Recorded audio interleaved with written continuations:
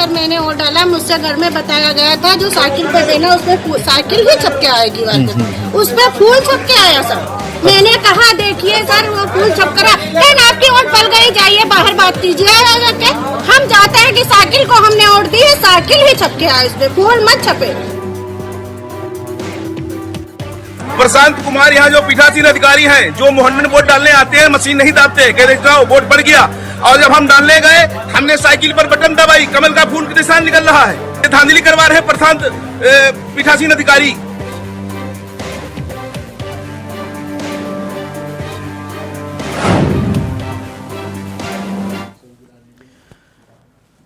तो चौथा चरण किसके नाम? नमस्कार, आप देख रहे हैं मुद्दे की बात। मैं हूं आपके साथ तिलक चावला। आज बात एक बार फिर से देश के सबसे बड़े लोकतंत्र के उस महापर्व की, जिसमें अब चौथा चरण खत्म हो चुका है। चौथे चरण की वोटिंग के साथ ही लगभग 70% सीटों पर मतदान खत्म हो गया। 70%, यानी लगभग मान लीजिए कि 3/4 चुनाव खत्म। 22 राज्यों में वोटिंग कंप्लीट हो चुकी है। 22 राज्यों के इस मतदान में दक्षिण भारत यानी साउथ अब वोटिंग के लिहाज से निपट गया। अब 5वें, 6ठे और 7वें चरण में जहां मतदान बचे हैं उसमें यूपी, महाराष्ट्र, बंगाल, जैसे कि आप जानते हैं कि यहां हर चरण में मतदान है। कन्नौज में अखिलेश यादव की किस्मत, क्योंकि कन्नौज से अखिलेश खुद मैदान में। लखीमपुर खीरी अजय मिश्र टैनी, मुंगेर राजीव रंजन, जेडीयू के ललन, बीजेपी के गिरिराज सिंह, पंकजा मुंडे, शत्रुघ्न सिन्हा, यूसुफ पठान, हैदराबाद में माधवीलता और ओवैसी। यह है वीआईपी टक्कर चौथे चरण की। चुनाव बेहद दिलचस्प मोड़ पर अब आ चुका है। 4 चरण की वोटिंग पर आते हैं। पहले वोट फीसदी पर, प्रतिशत पर। पहले चरण में लगभग 66% के आसपास, 66% के आसपास वोटिंग हुई है पहले चरण में। यह देखिए दूसरे चरण में भी ये आंकड़ा, क्योंकि आंकड़ा बाद में बढ़ा था, याद होगा आपको, 67% के आसपास। तीसरे चरण में भी आंकड़ा 66% के आसपास ही था। ऐसे में चौथे चरण में आंकड़ा क्या होगा, इसको लेकर सवाल, सस्पेंस अभी बना हुआ है, क्योंकि चुनाव आयोग आंकड़ों को अपडेट कर रहा है। ऐसे में कितनी सीटों पर चुनाव हुए अब वो भी समझिए। पहले चरण में 102 सीटों पर चुनाव हुआ। दूसरे चरण में 88 सीटों पर चुनाव हुआ। तीसरे चरण में 93 सीटों पर चुनाव कंप्लीट हुआ। और अब चौथा चरण आ चुका है, यानी कि चौथा चरण भी हो गया। 96 सीटों पर मतदान हुआ। कुल मिलाकर यह आंकड़ा बैठता है 380 के आसपास सीटें। कुल सीटें 380 सीटें, लगभग चुनाव इन सीटों पर पूरा हो चुका है। अब चौथे चरण में कहां कहां वोटिंग हुई वो भी समझिए। उत्तर प्रदेश की 13 सीटों पर चुनाव हुए, यूपी की। मध्य प्रदेश में 8 सीटों पर, महाराष्ट्र में 11 सीटों पर, बिहार में 5 सीटों पर चुनाव हुए, पश्चिम बंगाल में 8 सीटों पर, यहां भी हिंसा की छुटपुट घटनाएं सामने आई। तेलंगाना 17 सीटें, आंध्र प्रदेश 25 सीटें। जैसे कि हमने आपको बताया कि साउथ में चुनाव लगभग कंप्लीट हो चुका है। उड़ीसा 4 सीट, झारखंड 4 सीट और जम्मू कश्मीर 1 सीट। तो यहां चुनाव अब चौथे चरण में पूरे हो चुके हैं। और आज इसी मुद्दे पर बात करेंगे कि भाई चौथा चरण तो निपट गया, 5वां, 6ठा और 7वां चरण।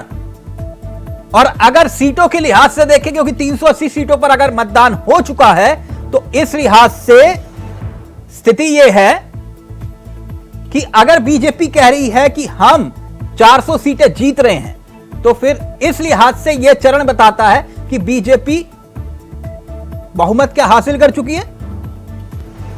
अगर बीजेपी के ही दावे पर यकीन करें, आज इसी मुद्दे पर हम चर्चा भी करेंगे। हमारे साथ एक पैनल इस कार्यक्रम का हिस्सा होगा और उस पैनल से आपका तारुफ करवाएंगे। हमारे साथ जो मेहमान इस कार्यक्रम का हिस्सा बन रहे हैं वो आपकी स्क्रीन पर है।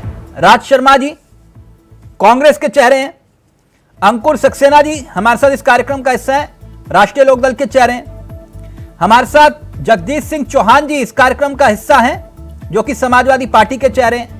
दो चेहरे और आपको स्क्रीन पर दिखाई दे रहे हैं, मनोज पंडित जी बीजेपी के धुरंधर चेहरों में से एक, और डॉक्टर कुलदीप मलिक समाजसेवी हैं और खास तौर पर शिक्षा के क्षेत्र में बेबाक अपनी राय रखते हैं। आप सभी का बहुत बहुत स्वागत है। सबसे पहले मैं राज जी आप ही से इस चर्चा की शुरुआत कर लेता हूं। 4 चरण निपट गए, काफी टेंशन में लग रहे हो, सब ठीक है? सब ठीक है, बिल्कुल ठीक है। और 4 चरण निपट गए और बीजेपी निपट गई है। बीजेपी निपट गई बिल्कुल। और आप? प्रूफ दूंगा, प्रूफ। और आप?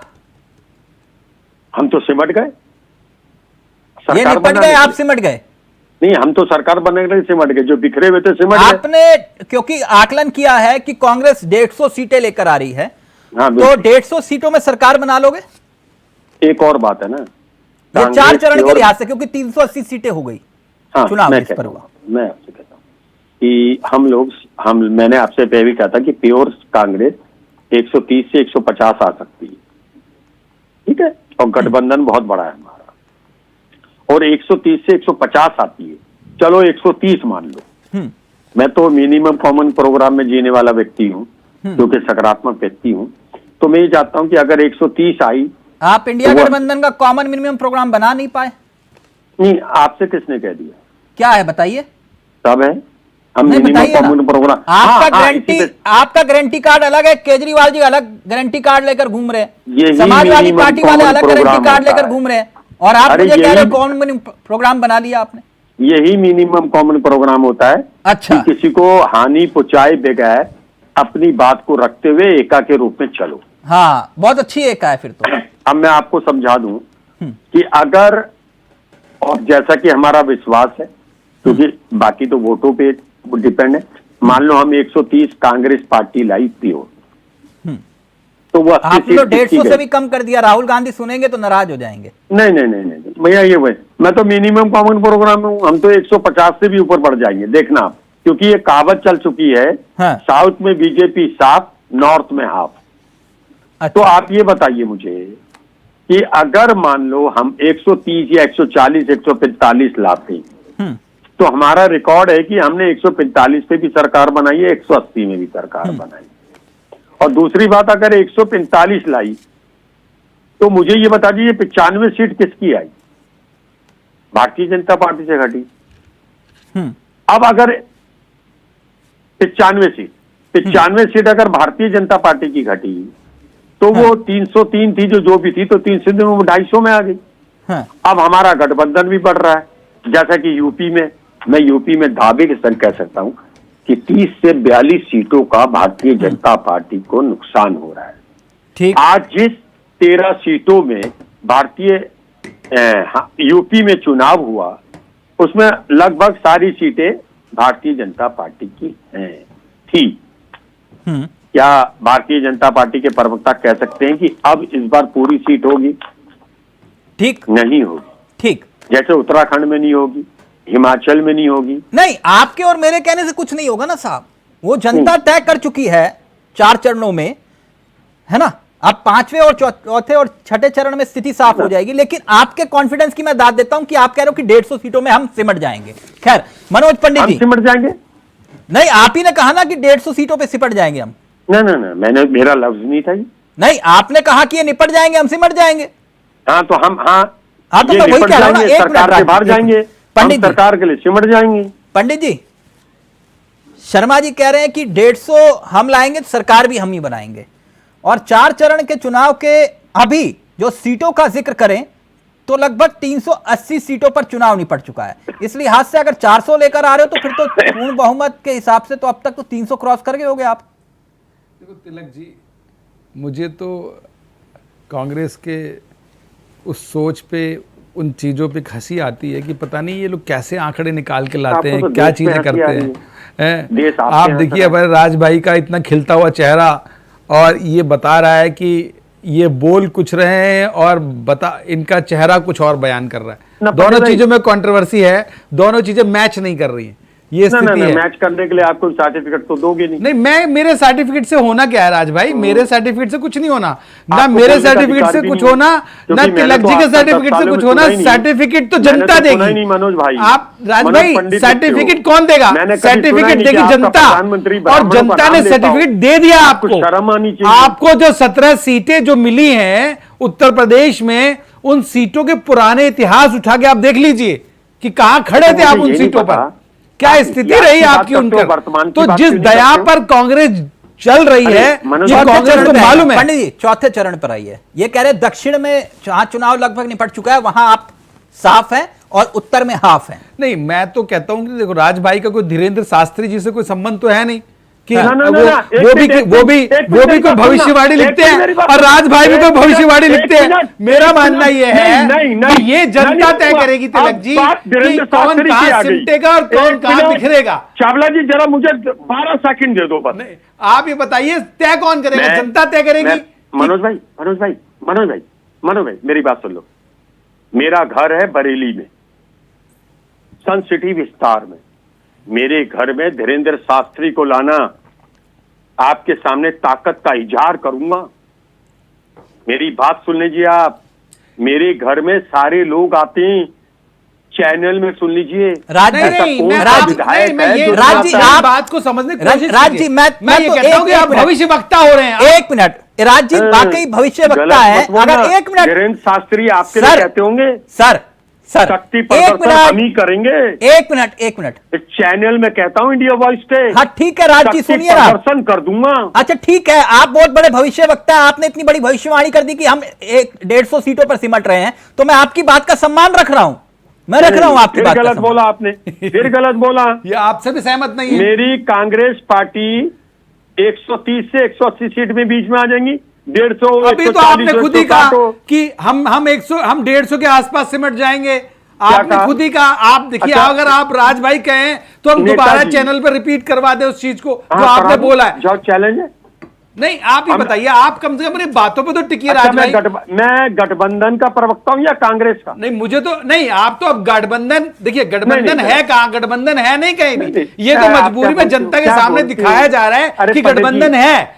अभी आप हर व्यक्ति का, अच्छा मुझे एक सेकंड बोलने दीजिए। आप हर व्यक्ति का अपना एक एजेंडा है, हर व्यक्ति की अपनी गारंटी है, हर व्यक्ति की अपनी सीटें हैं, तो कहां गठबंधन है मुझे बताइए ना।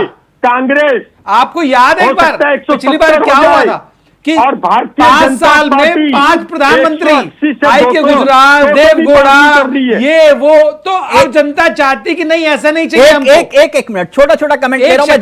चाहिए। जगदीश जी भी हमारे साथ जुड़े हुए हैं, समाजवादी पार्टी के चेहरे हैं। और फिर उसके बाद मैं आपके पास भी आऊंगा कुलदीप जी, और साथ ही साथ अंकुर जी आपके पास भी। लेकिन पहले जगदीश जी आपसे जानना चाह रहे कन्नौज की क्या स्थिति है? सुनने में आया खूब। केवल कन्नौज न जानिए, अभी आप कह रहे थे कि निगेटिव कमेंट कर रहे थे आप। अच्छा, मैं कर रहा था। पुरानी बातों को आप याद दिला रहे थे। इस चुनाव में जो है कन्नौज नहीं पूरे उत्तर प्रदेश में इंडिया गठबंधन के वो हाल करेगा बीजेपी का। हाँ। कि मेरी बात आप ध्यान ले लीजिए। और शायद आप चैनल वालों को, सब मीडिया को मालूम भी हो गया है। हाँ। कि किस तरह से अंडर करंट है जनता इस तानाशाह के खिलाफ। ये तानाशाही सरकार, ये भ्रष्टाचार की सरकार, जिसने जो है लोगों को लूट लिया। वैक्सीन में लूटा, वैक्सीन बनाने वालों से पैसा लिया, केजरीवाल को जेल के खिलाफ गवाही देने वालों से पैसा लिया, ऑन रिकॉर्ड। जनता भी ये सब सवाल तैर रहे हैं मान्यवर। और अब जनता कुछ सुनने वाली नहीं है। जनता पूरी की पूरी सरकार को। अच्छा जगदीश जी, आपका आकलन मैं जानना चाह रहा था। ये कांग्रेस कितनी सीटें लेकर आ रही है? मेरा यूपी में? कांग्रेस सभी सीटें जीत रही है। 17 की 17 सीटें? 17 की 17 उत्तर प्रदेश में जीत इतना रही है। कॉन्फिडेंस तो राज्य को नहीं है, इतना कॉन्फिडेंस आपको दिखाई दे रहा है। नहीं नहीं, जितना हमें कॉन्फिडेंस राज्य हो सकता है, आंकलन न किए हो। हाँ। मैं बता रहा तो हूं। कुछ नहीं कहा। और अगर आप उत्तर प्रदेश में रहते हो तो पता कर लीजिए जिन सीटों में आज चुनाव हुआ है। हाँ। आप अपने रिपोर्टर से पता करिए अंदर की बात। हाँ। अंदर की बात पता करिए, जनता के बीच की बात। किस तरह से जनता जो है भरे बैठी है। तो आप कितनी लेकर आ रहे हैं यूपी में? यूपी में मैं कोई गणितज्ञ नहीं हूं, लेकिन देखिएगा रिजल्ट क्या है। आपसे 4 तारीख को आप मुझको रखिएगा डिबेट। नहीं, मैं तो चाहूंगा सर, मैं चाहूंगा सबके फोन ऑन रहे, बस इतनी रिक्वेस्ट है मेरी। तो मेरे फोन ऑन रहेंगे। हाँ। और आप मेरा रिकॉर्ड कर लीजिए। अच्छा, राष्ट्रीय लोकदल का भी कोई असर नहीं पड़ा बीजेपी के पाले में जाने का? राष्ट्रीय लोकदल ने अपना अस्तित्व मिटा लिया अखिलेश जी को छोड़ करके। राष्ट्रीय लोकदल खत्म हो गया था। माननीय अखिलेश यादव ने उनको जिंदा कर दिया। 9 विधायक दिए अपना नुकसान करके। 9 विधायक उनके बने समाजवादी वोट के आधार पर। अंकुर जी, तो एक राज्यसभा दिया। सुन लीजिए मान्यवर। नहीं, मैं तो सुन रहा हूं, अंकुर जी भी सुन रहे हैं, नहीं सुन रहे? मैं जरा अरे बिल्कुल, इनको सुनना चाहिए। हाँ। इनके पास क्या था? इनको माननीय अखिलेश यादव जी ने खड़ा किया और आज ये धोखा देके चल गए। जनता इनको पश्चिम की बता देगी कि क्या हालत है। अंकुर जी, इनको पता। जी ये कह रहे हैं आप लोगों का कोई प्रभाव नहीं पड़ेगा चौथे चरण के बाद। आपको क्या तस्वीर दिखाई दे रही है? जगदीश जी कह रहे हैं कि चौन्नी वाला मामला है। अरे यार, मैं चौन्नी किसी के मानने पर मर्यादित भाषा का प्रयोग करता हूं। ये आप मेरी बात को मत डालिए। सर, आपने कहा प्रभाव नहीं पड़ेगा, वही बात लेकर जा रहा हूं। प्रभाव में चमन्नी मैंने कुछ नहीं कहा। ये जाने चमन्नी क्या है ये लोग जाने, आप जानो। मैं जो कह रहा हूं ऑन रिकॉर्ड कह रहा हूं। हमने हमारे रखिए, चौथे चरण के बाद क्या तस्वीर दिखाई दे रही है? हमारे गठबंधन के बाद ये अस्तित्व में आए। देखिए, मैंने शांतिपूर्वक सब लोगों की बातों को सुना, तो अब धैर्यपूर्वक वो भी सुनेंगे ऐसी उम्मीद करता हूं। आपका सम्मानित डिबेट है। समाजवादी पार्टी कह रही है कि उनकी वजह से राष्ट्रीय लोकदल का अस्तित्व जो है वो पुनः कायम हुआ। मेरे भाई, आप जिस विचारधारा से उद्भव हुआ है और जहां से आपकी पैदाइश है, आप उस विचारधारा के लिए कह रहे हैं कि वो आपकी वजह से अस्तित्व में आई है। ये तो वही हो गया कि बेटा अपने बाप से कह रहा है कि मैंने तुम्हें जन्म दिया। दूसरी सबसे महत्वपूर्ण बात है, देखिए मैंने आपको सुना, धैर्य रखिए। मैंने आपको धैर्य सुना, तो आप भी धैर्य से सुनिए जी। दूसरी सबसे बड़ी बात है, 2012 से 17 तक तो समाजवादी पार्टी सत्ता की चाशनी उत्तर प्रदेश में चाट रही थी। फिर उन्हीं के परिवार के झगड़े में और आम जनमानस ने उनको समझा। 2017 में कितनी सीटें समाजवादी पार्टी को मिली थी? तब तो राष्ट्रीय लोकदल गठबंधन में नहीं था, हम तो विपक्ष में थे। मान्यवर, 2012 से 17 के बाद आप जब पूर्ण बहुमत की सरकार बनाए थे, 47 सीटों पर आप रह गए थे। कितनी? 47, 2 अंकों में, 3 अंकों में आपका खाता नहीं खुला था। राष्ट्रीय लोकदल जब आपके साथ गठबंधन में जुड़ा, उस गठबंधन में जुड़ने के बाद आप 100 के करीब सीटें पा पाए हैं। तब आप बताइए, आप ये बताइए हमारे श्रीमान जी, धैर्य रखिए। मुझे पता था आप धैर्य से नहीं सुन पाएंगे। जब आगे की बात हो रही तो आगों से सुनिए ना। श्रीमान जी, मैं धैर्यपूर्वक आपसे सुना। राज जी, मैं आपसे धैर्यपूर्वक बात कर रहा हूं। बहुत काबिल प्रवक्ता है, उनको सुन लीजिए ना। आप इतने उतावले क्यों हो रहे हैं? आप ही से तो चर्चा शुरू की है मैंने। राज जी, अभी ऑडियो राज जी का नीचे रहेगा, जगदीश जी का ऑडियो और अंकुर जी का रहेगा। बोलिए जी। अब सबसे बड़ी बात है, जब आप 100 का आंकड़ा तब पाए जब राष्ट्रीय लोकदल के साथ आप सत्ता में संगठन में जीते थे। ये बताइए, हमारा आंकड़ा मत बताइए, हमारा आंकड़ा जनता जानती है। आंकड़ा आप बागपत में एक जनसभा नहीं कर पाए। आप अपनी हैसियत बताइए। बागपत में आपके राष्ट्रीय अध्यक्ष एक जनसभा नहीं करने की हैसियत में रहे। कांग्रेस के राष्ट्रीय जनसभा नहीं कर पाए। बागपत, अरे कन्नौज में आपकी जमानत जब्त हो रही है, तभी आज माननीय हार जाएंगे तो मैं जो कहोगे वो सजा मंजूर है। सजा नहीं, आप पहले आप अपनी बात पर बताइए। में निपट रहे हो श्रीमान जी। अखिलेश यादव जी इतना कह लीजिए इतना हतोत्साहित हो गए कि वो तुरंत कन्नौज पहुंच गए अपने सारे दौरे छोड़ के। इससे आम जनमानस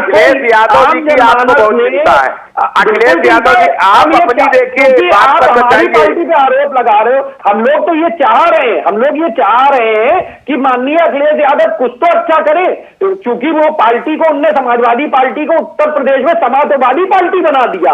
हम लोग तो से उठ के 9 पे आ गए। दूसरे के शब्द उधार लेकर के बोल रहे हो, समाप्त होने जा रहे हो। क्यों दूसरे के शब्द उधार लेकर के बोल रहे हो मान्यवर? शब्द उधार आप अखिलेश यादव जी के बारे में बात कर रहे हैं, जिन्होंने आपको खड़ा किया।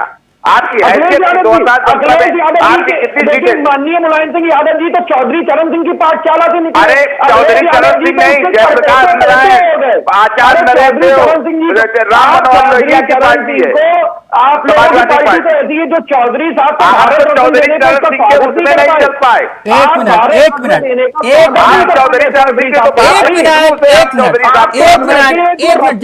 जगदीश जी, अंकुर जी, 1 मिनट। ये सियासत है, सियासत है। और मुलायम सिंह यादव और अजीत सिंह के बीच के मधुर रिश्ते तो पूरा देश जानता है। अब उस पर ना ही बोलिए तो ज्यादा बेहतर है। यहीं पर ही बात खत्म कर दीजिए। 1 मिनट। ये चौधरी साहब की बात करते, चौधरी साहब का 1% इन्होंने पाला नहीं, जिस विचारधारा को लेकर। 1 मिनट सर, ऐसे तो किसने क्या क्या मंच पे क्या पालन किया? 1 मिनट रुकिए ना जगदीश जी, चर्चा को मत। 1 मिनट रुकिए ना साहब, 1 मिनट रुकिए प्लीज, 1 मिनट। कुलदीप जी, 4 चरण निपट गए, अब 5वें चरण को किस नजरिए से देखा जाए और क्या तस्वीर दिखाई दे रही है आपको? किसी ने मुद्दे की बात नहीं की। 4 चरण निकल गए, ना विपक्ष ना सत्ता पक्ष। मंगलसूत्र से कहानी शुरू हुई, बहस भी आ गई, मुस्लिम लीग भी आ गया, सब आ गया, लेकिन वो मुद्दे गायब नहीं। जी जी जी, बिल्कुल बिल्कुल चावला जी, आपने बिल्कुल सही कहा। और मैं खास तौर पे आपके चैनल के माध्यम से दर्शकों को यह बताना चाहता हूं कि हमारे देश के पूर्व प्रधानमंत्री, खास तौर से भारतीय जनता पार्टी के सहयोगी भी मेरे साथ में बैठे, ये भी सुने। अटल बिहारी वाजपेयी जी ने एक बात कही थी कि भाई आप कुछ लोगों को कुछ समय तक बेवकूफ बना सको, आप बहुत से लोगों को बहुत समय तक बेवकूफ बना सको, लेकिन आप सब लोगों को सब समय के लिए बेवकूफ नहीं बना सकते। आज कहीं ना कहीं ये बात भारतीय जनता पार्टी के ऊपर सिद्ध हो रही। और तिलक जी, आपने बिल्कुल सही कहा कि अगर हम स्टार्टिंग के फेज में बात करें, चुनाव से पहले की बात करें, तो कहीं ना कहीं ऐसा लग रहा था कि ये चुनाव मुद्दों के ऊपर होगा। जिस तरीके से आदरणीय प्रधानमंत्री नरेंद्र मोदी जी ने भी गारंटी की बात करी थी, अगर हम दूसरी तरफ देखें, कांग्रेस ने भी जो है कहीं ना कहीं जो है गारंटी की बात करी थी। लेकिन धीरे धीरे ये चुनाव फिर हिंदू मुस्लिम पे चला गया, ये चुनाव भैंसों के ऊपर चला गया, और ये चुनाव मंगलसूत्र के ऊपर चला गया। और मैं तिलक जी आपको ये बताऊं, आज जो चुनाव हुआ उसमें 2 कैंडिडेट ऐसे हैं जिनका नाम मैं आपके चैनल के माध्यम से लेना चाह रहा। वे है आदरणीय गिरिराज जी, केंद्र में मंत्री है, बिहार से चुनाव लड़ रहे, और दूसरे अजय कुमार मिश्र जी। मैं इनके बारे में आपको अगर बताऊं तो आदरणीय गिरिराज जी केंद्र के वही मंत्री है जिन्होंने 2016 के अंदर बागपत में, जरा ध्यान से सुने, ये वीडियो जाएगी उन तक भी, 2016 में बागपत के अंदर पृथ्वीराज डिग्री कॉलेज में जनसंख्या नियंत्रण कानून के लिए एक बहुत बड़ी रैली हुई थी। और उन्होंने ये कहा था, देश का बहुत बड़ा मुद्दा है जनसंख्या का, उन्होंने कहा था 2016 में कि अगर भारतीय जनता पार्टी की सरकार ने देश में जनसंख्या नियंत्रण कानून नहीं बनाया तो मैं 2019 में चुनाव नहीं लड़ने का। लेकिन यही गिरिराज जी है, उस टाइम पर राज्य मंत्री थे, फिर इन्होंने चुनाव लड़ा, 2019 में जनता ने जिताया, और ये केंद्र में कैबिनेट मंत्री बन गए, और केवल हिंदू मुस्लिम ये करते हैं। इसके बाद आप यहां पे जो है अजय कुमार मिश्र की बात करो, उनके लड़के ने किसानों के ऊपर जो है गाजियां चढ़वाई, भारतीय जनता पार्टी ने फिर इसी इंसान को टिकट दिया।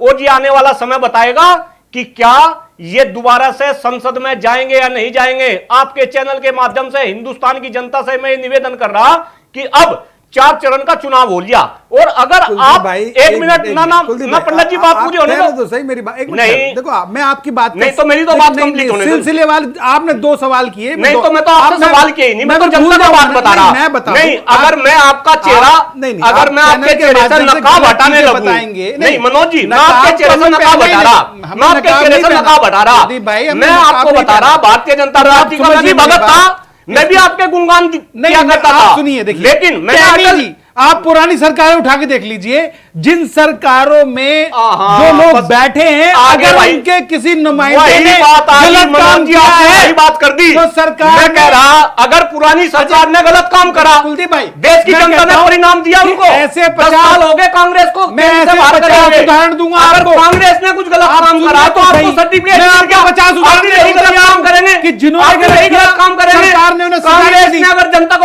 जनता को बच्चे से ये कोई गलती हुई तो उन्होंने काम किया, ये कानून ने काम किया, ये भेजा हुआ।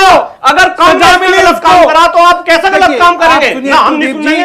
ये देश संविधान से चलेगा, क्योंकि मैंने आपकी दुखती मैं बता रहा हूं केंद्रीय मंत्री गिरिराज जी का नाम संविधान से चलेगा या अच्छा कुलदीप जी एक मिनट, कुलदीप जी एक बात ये बात बताओ, अगर कांग्रेस गलत काम कर दी एक मिनट, तो क्या भारतीय जनता पार्टी वालों को सर्टिफिकेट मिल अच्छा गया गलत काम करके?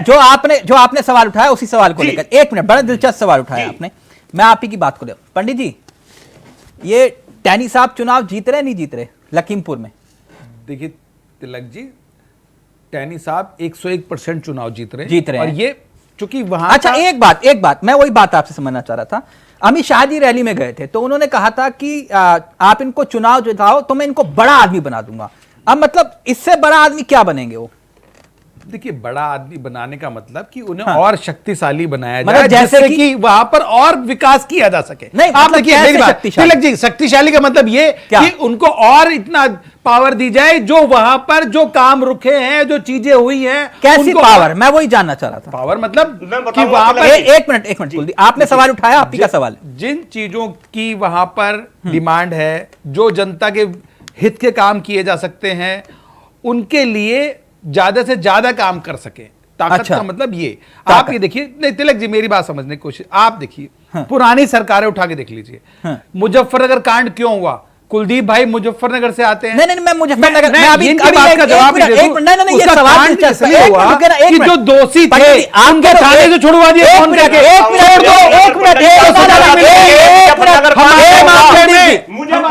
कुलदीप जी एक मिनट, दोषी था तो जेल गया वो। आपने जो जी आपके नेता बने मुजफ्फरनगर कांड से हिंदू मुस्लिम से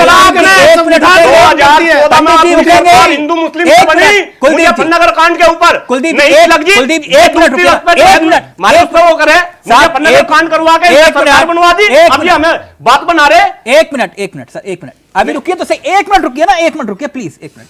अंकुर जी मेरी आवाज आ रही है? आ रही है। डिबेट छोड़ के तो नहीं जाओगे ना? वैसे आप हो नहीं ऐसे। जी बताइए। पूरा देश सुन रहा है, राष्ट्रीय लोकदल बताएगा कि टैनी साहब चुनाव जीत रहे हैं या फिर नहीं।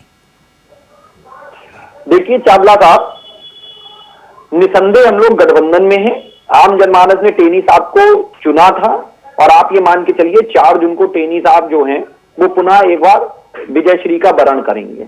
जीतेंगे टैनी साहब? एक मिनट प्लीज। बिल्कुल जीतेंगे। अब मैं बिल्कुल जीतेंगे। एक मिनट रुकिए ना, अभी एक मिनट रुकिए, एक मिनट रुकिए। आप कह रहे हो कि आप सत्ता की लालच और ये सत्ता की लोलुपता वो दिन भूल गए जब टैनी जी के खिलाफ आपने मोर्चा खोला था, मंत्री के खिलाफ प्रचार करने गए? जयंत चौधरी जी प्रचार करने गए कि नहीं लखीमपुर में? सुनिए चावला जी, आपने बोला, मैं चाहूंगा कि जब मैं बोलूं तो कृपया इंटरप्शन ना हो जी। हमारे राष्ट्रीय अध्यक्ष का बयान आपने सुना था, सम्मानित चैनलों पे ये बयान उनका चला था। क्या? जब उनसे ये पूछा गया था कि टेनी जी के प्रचार में क्या आप जाएंगे, तो उन्होंने कहा था मैं अनकंफर्टेबल फील करता हूं। ये सम्मानित चैनल पे आया। क्यों नहीं गए आप क्यों नहीं गए? मैं अपनी बात को बोल रहा हूं, कृपया मेरी बात। आप किसानों को क्या मुंह दिखाओगे? आप किसानों को मुंह दिखाएंगे? हम किसानों की लड़ाई लड़ रहे हैं। कैसी लड़ाई लड़ रहे हो? जिसके बेटे के ऊपर आरोप लगे किसानों को कुचलने के, जिसके आरोप आपने लगाए और आप प्रचार करने नहीं गए और आज कह रहे हो कि टैनी चुनाव जीतेंगे। ये कौन सा चेहरा दिखाओगे आप किसानों को? एक बार बताइए, बेटे पे आरोप लगाए तो बेटे के ऊपर सजा का निर्धारण। तो ये बात तब नहीं समझ में आई थी जब आप मंच पे खड़े होकर अजय टैनी को ललकार रहे थे, तब ये बात नहीं समझ में आई थी आपको? जब आपका न्यायिक प्रक्रिया का अंग है तो उस न्यायिक प्रक्रिया के अनुसार कार्य होगा। तो सर ये आपको तब नहीं समझ में आई थी जब आप आरोप लगा रहे थे, न्यायिक प्रक्रिया के अनुसार मंत्री पर आरोप लगा रहे थे, तब नहीं समझ में आई थी बात। अगर टेनी के ऊपर आरोप लगा और टेनी के ऊपर चार्जशीट नहीं आई है या वो नेम्ड एक्यूज नहीं है और बेटे ने गड़बड़ की है तो उसके खिलाफ न्यायिक प्रक्रिया बोलेंगे कुलदीप जी, वो कह रहे हैं कि चुनाव तो टैनी जीतेंगे। राष्ट्रीय लोकदल का स्टेटमेंट है कि टैनी चुनाव जीतेंगे। क्या बोल रहे हो? चावला जी मैं धन्यवाद दे रहा कि हम कहीं ना कहीं डिबेट को मुद्दे पे ले गए और मैं आपका धन्यवाद कर रहा, और खास तौर से अलग अलग टीवी के चैनलों पे भी इस तरीके की डिबेट हो, इसके लिए आप एक प्रेरणा स्रोत बने।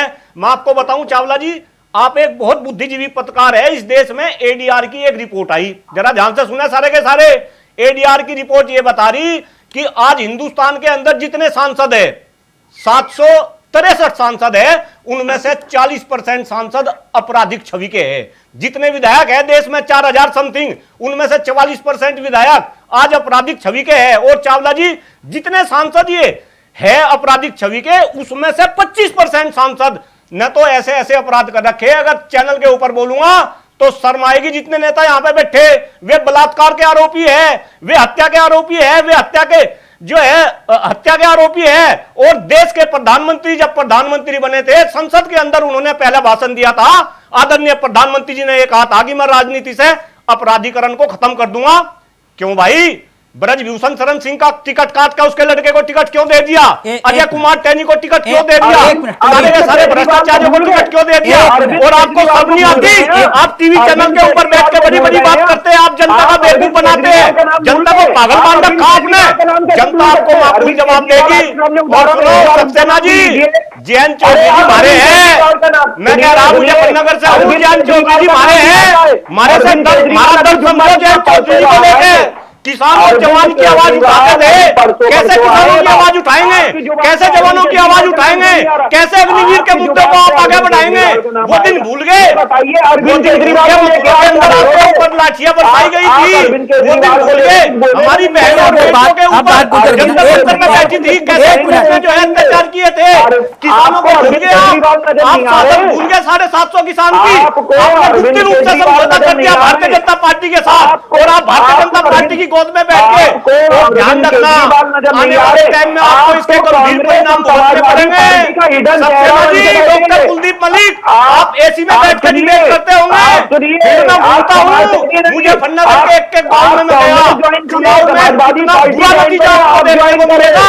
4 तारीख को हम भी चैनल के ऊपर बैठ कर सक्सेना जी, मुजफ्फरनगर की बात करोगे। कुलदीप जी एक मिनट जगदीश जी और राज जी एक मिनट जगदीश जी आप पूर्वांचल पर आ जाते हैं।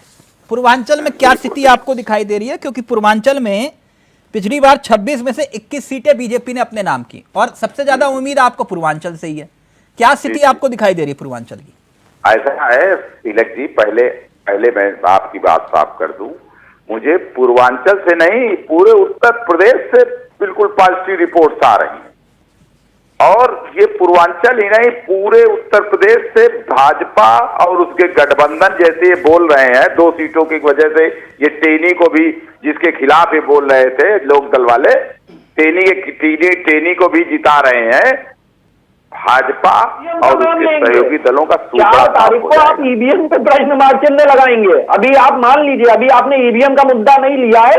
4 तारीख को जब ईवीएम से भारतीय जनता पार्टी और एनडीए गठबंधन के हमारे पास होने को क्या है, हमारा तो तख्ते ताऊ पलटने के इसके बाद आपके पास स्थिति क्या है? अभी आप ईवीएम पे भी नजर आएगा। अखिलेश यादव मुख्यमंत्री थे तो हम एक मीटिंग में बैठे, वहां सब तय हुआ, लोगों ने कहा जी सरकार नहीं आ रही है। जो चापलूस टाइप के लोग हैं उन्होंने कहा जी इंटेलिजेंस की रिपोर्ट है, इसकी रिपोर्ट है, और हम अरे इन सब बातों से क्या फायदा है? मैं बता रहा हूं आपको, फालतू की बातें कर रहे हैं। फालतू की बातें आपको इसलिए लगती है, सच्चाई इसलिए फालतू की लगती है आपको क्योंकि वो आपको पचती नहीं है, पचती नहीं है। बोल रहे हैं जैसे उस वक्त भी आपकी सरकार आई थी, आपके जो अधिकारी थे, जो चापलूस टाइप के लोग थे, वो दरबार करते थे और दरबार में बताते थे हम लौट के आ रहे हैं, पूर्ण बहुमत की सरकार बन रही है। अब मुझे लगता है वही लोग आपको दोबारा फीडिंग कर रहे हैं। अरे हम चुप रहिए सरकार में भैया, कमरे नहीं, के बाहर वाराणसी आइए, में जनता की वाराणसी बात में जो करिए। शक्ति प्रदर्शन कर रही है बीजेपी, उससे क्या लगता है पूर्वांचल में कुछ माहौल बनेगा? क्योंकि जगदीश जी कह रहे हैं कि हम तो पूर्वांचल नहीं, हम तो पूरे उत्तर प्रदेश की बात कर रहे हैं, और आप पूरे तो उत्तर प्रदेश में तिलक जी इनका सुपड़ा साफ हो जाएगा अब की बार। मैं मनोज जी, दावे के साथ कह रहा हूं, जनता पिछली बार तो इनके खिलाफ 26 में है। से 21 अपने नाम की थी आपने, लेकिन वो घोसी वाला नतीजा आने के बाद खतरे की घंटी बजी। आप चैनल पे ये घोषणा करके जाइए 4 तारीख को आप ईवीएम को कोई दोष नहीं देंगे। बस अरे ये बिल्कुल ये दबाव है नहीं बात। देंगे। आप बताइए, आप आप 4 तारीख को ईवीएम की बात नहीं करेंगे, बस ये बताइए ना। आप अभी से तैयारी कर रहे हैं, आप तो अभी से तैयारी कर रहे हैं 4 तारीख को बहाना क्या बनाना है? संरक्षक है। मेरी बात सुनिए, सक्सेना जी, पहले आप भी ईवीएम पे दोष देते थे, जुम्मा 4 दिन से भाजपा एक की मिनट गोदी में कुलदीप जी, बैठे, ऐसा कुलदीप ना हो जी, ये मैं- गोदी से मैं निकाल राज- दें। मैं- 4 तारीख नेता बन को गए। राज अगर जी के चुनाव पास- के नतीजे राज जी के आएंगे, पास चावला जाएंगे। जी 1 मिनट, बस 1 मिनट, 4 तारीख को अगर चुनाव के नतीजे आएंगे, अंकुर सक्सेना जी ध्यान से सुनना, मुजफ्फरनगर से संजीव बालियान जी चुनाव हार जाएंगे और वो ठिंकरवा आपके ऊपर फोड़ा जाएगा और हो सके आपकी गोदी से ये उतार दे। ऐसा ना करो, जुम्मा 4 दिन आ गए, 4 तारीख आ जान दो। बड़ी बात मत बोलिए, भी बड़ी बात ना बोल लो, बड़ी बात ना बोल लो। ना ना ना ना, मेरे से ज्यादा कोई नहीं जान सकता मुजफ्फरनगर के बारे में, पश्चिम उत्तर प्रदेश के बारे में। एसी में बैठ कर डिबेट नहीं करता। बैठ जाइए। अरे सक्सेना जी एसी में बैठ कर डिबेट नहीं करता। और फिर कह रहा जैन चौधरी मारे हैं, मारे से दूर रहे जैन चौधरी। कुलदीप, मारे दिल में दर्द है, मारे दिल में दर्द है। कुलदीप जी, अच्छा दवाई दिला देंगे आपको। आप किसानों की बात करेगा। आप बीपी मत बढ़ाइए सर, एक मिनट। मैं बीपी बता रहा जी, सक्सेना जी, मैं इनको बता रहा सक्सेना जी को। एक- जब जब किसानों पर लाठियां चलेगी, रात को रोक तू घर के अंदर जो है नुक है, अग्निवीर की तुम बाहर बात नहीं करने गए, लेकिन तारा दिल भी रोगा। किसान और जवान के ऊपर आप राजनीति करते थे, कैसे किसान की बात करोगे, कैसे जवान की बात करोगे? और आप यहाँ पर टीवी चैनल के ऊपर बैठ के आप बड़ी बड़ी बात कर रहे, ईवीएम की बात कर रहे, आप ईवीएम की बात कर रहे, पब्लिक का बेटी बना रहे, आप हिडन एजेंडा से आप समझौता कर रहे। कुलदीप जी, वो समझौता प्लीज। आप बाहर नहीं वो कर रहे। कुलदीप जी प्लीज, डिबेट ही हो रही है, please 1 minute Ankur ji, 1 minute please. अब राज्य के पास, अब राज्य को पूरा बात, 1 मिनट राज्य को। राज्य पूर्वांचल के लिहाज से देखा जाए तो पीएम जो शक्ति प्रदर्शन कर रहे हैं वाराणसी में, उसका असर होगा कि नहीं? नहीं तो क्यों? पहली बात तो बता दूं, नहीं होगा। और दूसरी बात मैं कह दूं कि जैसे अंकुर सक्सेना जी कह रहे हैं कि ये फलाना ठिकाना, ये बता दें कि इनके नेता भी समाजवादी पार्टी की भीख में राज्यसभा सदस्य गए थे। दूसरी बात, ये बात सही देश में एक सुन लो यार अंकुर भाई, सुन लो यार, आज मूड लड़ने का नहीं है, मूड ये है सही से बात करो। आप अच्छा, दूसरी बात, मत करो, इसके लिए माफी मांग लो। बीजेपी से 2 गलत शब्दों का प्रयोग मत करो। भी की शब्द अच्छे नहीं लगते, राजनीति में आप शब्दों का चयन चलो तो आप हेडमास्टर बनना चाहो तो बन लो, मगर मैं हेडमास्टर नहीं, लेकिन ये भी की अच्छा शब्द आप ठीक है बताओ, अंकुर भाई, सम्मानित मैंने चैनल आपके पे साथ बैठ के डिबेट ऐसे कर ली बोलोगे। जब आप समाजवादी पार्टी में थे, तब आप बीजेपी को बिल्कुल, कितनी हम लोग गालियां दे सैकड़ों रहे डिबेट में थे, साथ शर्म रहे, नहीं आ लेकिन रही थी बीच का आपको? अच्छा नहीं लगता। अच्छा एक और बात है, नेता बदल जाए 6 महीने में बात अलग है, 40 दिन में चवन्नी कह के 10 पैसा बन जाए, ये भी तो गलत बात है।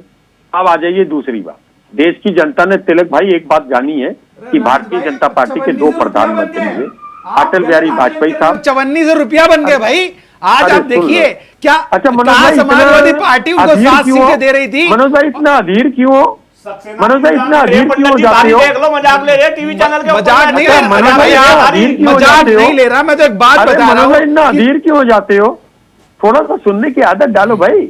आपको बता दूं, अब सत्ता पक्ष के नेता हो, मैं दूसरी बार बता रहा हूं कि देश की नेता ये सब जानते हैं, ये पाकिस्तान हिंदुस्तान की बात करते हैं, लेकिन भारतीय जनता पार्टी के 2 प्रधानमंत्री हुए, अटल बिहारी वाजपेयी साहब, मोदी साहब, ये दोनों पाकिस्तान गए। इनके बड़े नेता थे अडवाणी साहब, वो भी पाकिस्तान गए। मेरा नेता इंदिरा गांधी, मनमोहन सिंह जी और नरसिम्हा राव साहब पाकिस्तान नहीं गए। भाई तुम क्यों देश को बर्बाद कर रहे हो?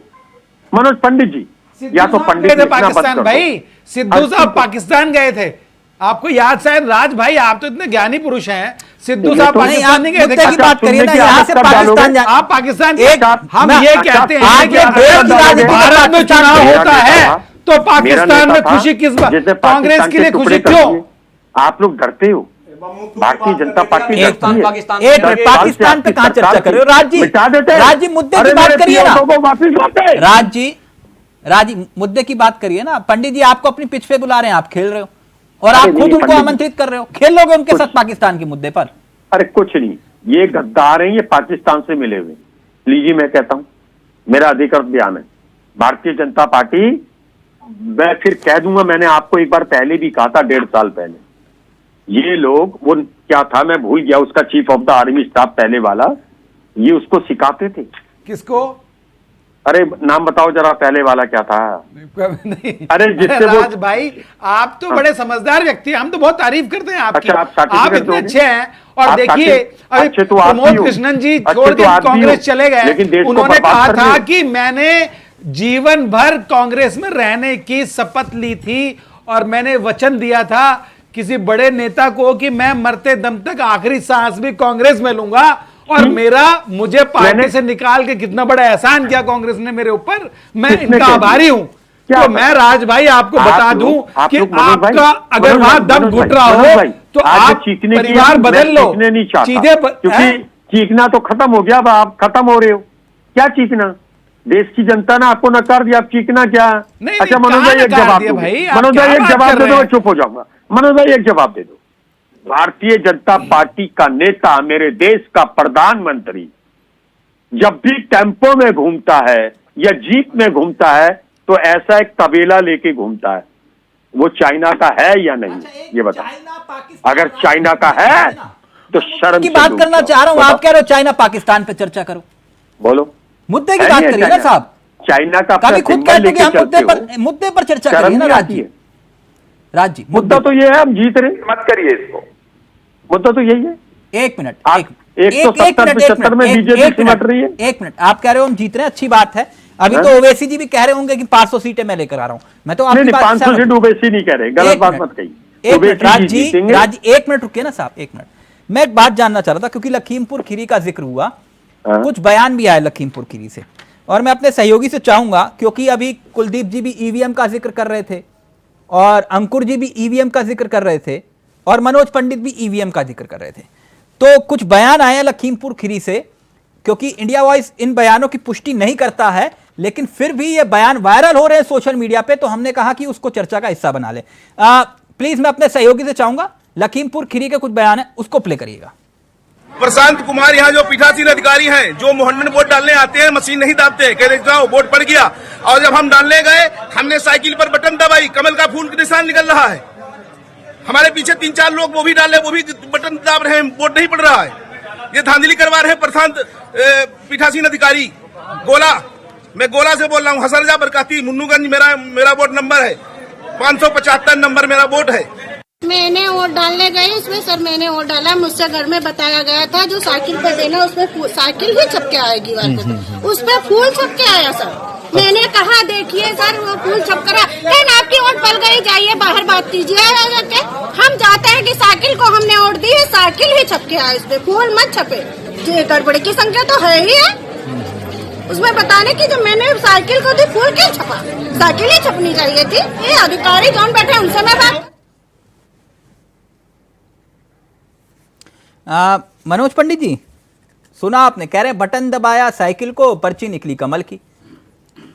तिलक जी, कहीं की टेक्निकल मिस्टेक हो भी सकती है, पर मुझे समझ नहीं आता। टेक्निकल मिस्टेक मतलब? अरे भाई, अब वो प्रिंटर में क्या हो गया? अब देखो, मैं कोई टेक्निकल व्यक्ति तो हूं नहीं तिलक जी। प्रिंटर में उसमें क्या होगा? अब वो हमने बटन दबाया साइकिल को, पर्ची निकली बीजेपी की, कमल की। अब तिलक जी, अब ये तो देखिए, अब इसमें टेक्निकल क्या होगा? अब ये तो कोई टेक्निकल व्यक्ति बताएगा कि ऐसा क्यों हुआ, कि बीजेपी का बटन दबाया तो साइकिल क्यों निकली और साइकिल का बटन दबाया तो बीजेपी क्यों निकली। ये तो वहीं के जो टेक्निकल जो स्टाफ है वही बता पाएगा कि ये सच भी है नहीं, या ये बयान कैसे, या ये बयान अच्छा, ये गिलास जो है, ये पानी का गिलास है या फिर चाय का कप है? तिलक जी एक बात बताओ, मैं पूछ रहा हूं आपसे, ये पानी का गिलास है, पर इसमें पानी है या नहीं ये तो आप ही बता सकते हैं ना। नहीं, आप कोई और नहीं बता सकता। चाय का कप पानी है या गंगा जल है? सर ये चाय का कप तो नहीं हो सकता ना। नहीं, देखिए वो चाय की बात ही नहीं कर रहे, वो तो कह रहे हैं हमने ईवीएम में बटन दबाया और वहां पर फूल निकल गया। तो अब ईवीएम में कौन सा बटन दबाया उन्होंने, कौन से बटन में फूल निकला, ये तो वही लोग बता पाएंगे। ये तो बता सकते हैं ना आप बता सकते हैं। जगदीश जी, ये इस तरह के इल्जाम क्यों लगाए जा रहे हैं? मेरी बात सुनिए। लखीमपुर खीरी में मेरी बात आ रहा हूं, एक मिनट प्लीज, मेरी बात सुनिए। मैं आपके चैनल के माध्यम से ये इलेक्शन कमीशन से कहता हूं पूरी तरह पूरी पुरजोर अपील करता हूं कि इसकी जांच करवाए और इसको उस पोलिंग का चुनाव तत्काल निरस्त करके उस ईवीएम की जांच करा के दोबारा चुनाव। लेकिन पंडित जी कह रहे हैं कि ऐसा संभव नहीं हो सकता। अगर जनता ने आरोप लगाए हैं तो इलेक्शन कमीशन को संज्ञान लेना चाहिए और तत्काल उसमें निष्पक्ष कार्रवाई। आपकी पार्टी तो खुलेआम आरोप लगा रही है लखीमपुर खीरी में। तो मेरी पार्टी आरोप लगा रही है तो आपके नेशनल चैनल पे लोग, जनता बयान दे रही, मतदाता बयान दे रहा, तो उसको इलेक्शन कमीशन को संज्ञान लेना चाहिए और तत्काल वहां का चुनाव रद्द करके दोबारा चुनाव कराना चाहिए। लेकिन पंडित जी कह रहे हैं कि टेक्निकल मिस्टेक और प्रिंटर की मिस्टेक कुछ इस तरह की बात है। पंडित जी क्या कहते हैं उसके लिए पंडित जी जिम्मेदार है। हमारी पार्टी और हमारा स्टैंड ये है कि उसका चुनाव निरस्त करके दोबारा चुनाव कराएगा उस बूथ का।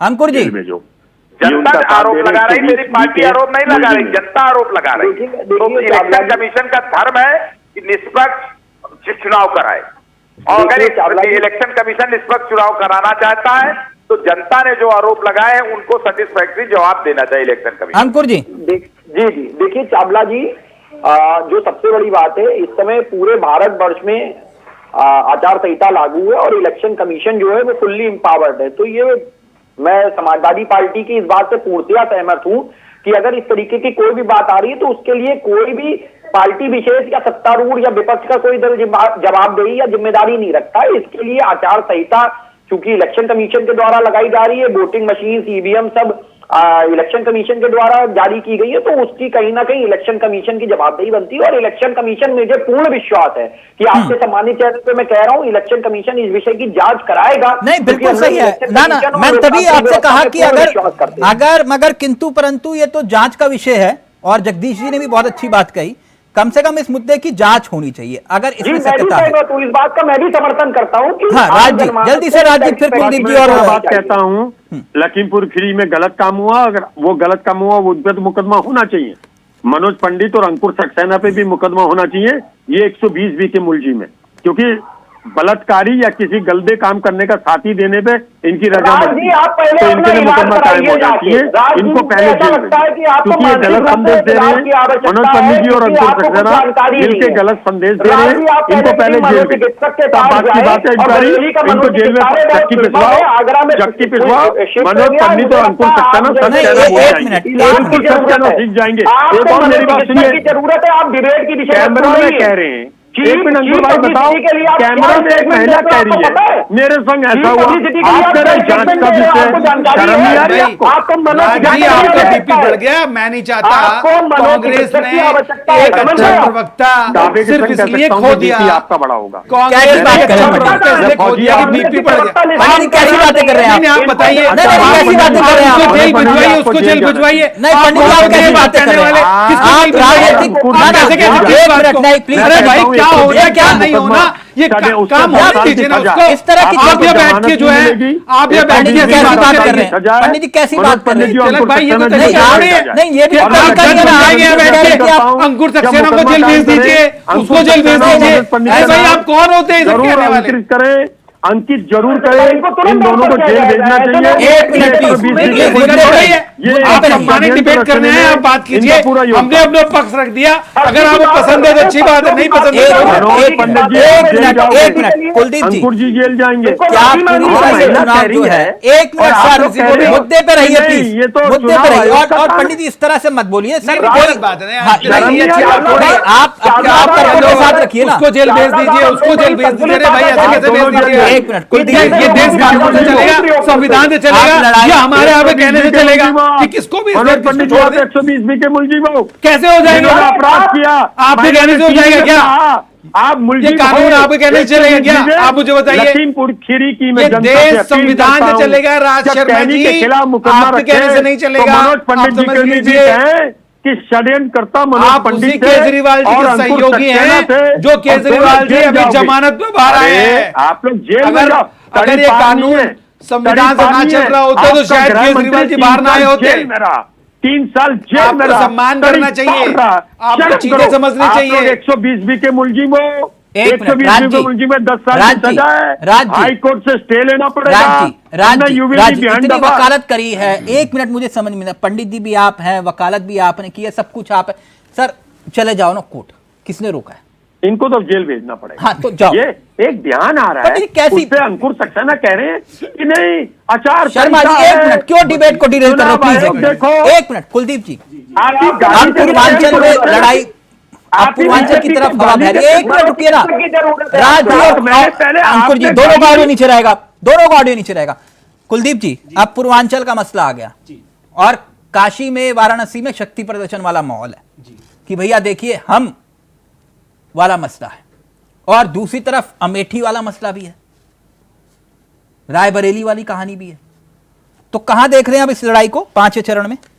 देखिए चावला जी, सबसे पहले तो मैं ये बता दूं कि जितने भी पैनलिस्ट है भाई, हिंदुस्तान के 143 करोड़ लोग, जरा ध्यान से सुने, हिंदुस्तान के 143 करोड़ लोग इस डिबेट को देख रहे, और हम डिबेट के अंदर जो मुद्दे हैं उनसे तो हम भटक रहे, और हम कुत्ते बिल्ली की तरह, सॉरी मैं भी माफी चाह रहा, मैं गलत वर्डिंग का यूज कर रहा, लेकिन हम कुत्ते बिल्ली की तरीके से यहां डिबेट में लड़ रहे। अरे ये चुनाव मुद्दों पे हो। तिलक जी, मैं शिक्षा क्षेत्र से आता हूं, और कृपा करके सारे यहां सपा के भी बैठे, कांग्रेस के भी बैठे, और बीजेपी के तो मेरे बराबर में बैठे, इस देश में शिक्षा का सबसे बड़ा मुद्दा है। तिलक जी 2 मिनट का समय किसने बात की? नहीं, मैं कह रहा इस 24 के चुनाव में एक व्यक्ति बताइए जो खुलकर शिक्षा के मुद्दे को नहीं, लेकर था।